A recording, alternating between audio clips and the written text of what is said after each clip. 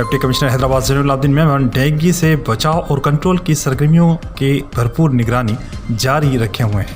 صبح 6 بجے deputy commissioner نے حیدرآباد کے مختلف علاقوں کا اچانک دورہ کیا، جہاں انسداد ڈینگی مہم کی فیومیگیشن مہم چلائی جا رہی تھی۔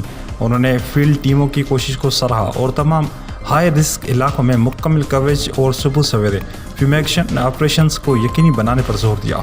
دن کے وقت زین العابدین میمن نے ڈینگی وارڈ کا معائنہ کرنے اور مریضوں کو فراہم کی جانے والی طبی سہولیات کا جائزہ لینے کے لیے پریڈ آباد اسپتال کا دورہ کیا۔ انہوں نے دستیاب سہولیات اور جاری صحت کی دیکھ بھال کی خدمات کا جائزہ لینے کے لیے Sindh physical medicine and rehabilitation center پریڈ آباد کا بھی دورہ کیا۔ درین اسنا district health officer Hyderabad doctor Pir Ghulam Hussain نے بھی اسپتال کا دورہ کیا تاکہ ڈینگی وارڈ کے کام کاج کی نگرانی کی جائے اور مریضوں کے مناسب علاج کو یقینی بنایا جا سکے۔ ڈپٹی کمشنر نے اس بات کا اعادہ کیا کہ ضلع انتظامیہ حیدرآباد ڈینگی کے مریضوں کے لیے بہترین طبی امداد کو یقینی بنانے اور ضلع میں ڈینگی کے پھیلاؤ کو روکنے کے لیے سخت حفاظتی انتظامات کو برقرار رکھنے کے لیے پوری طرح پرعزم ہے۔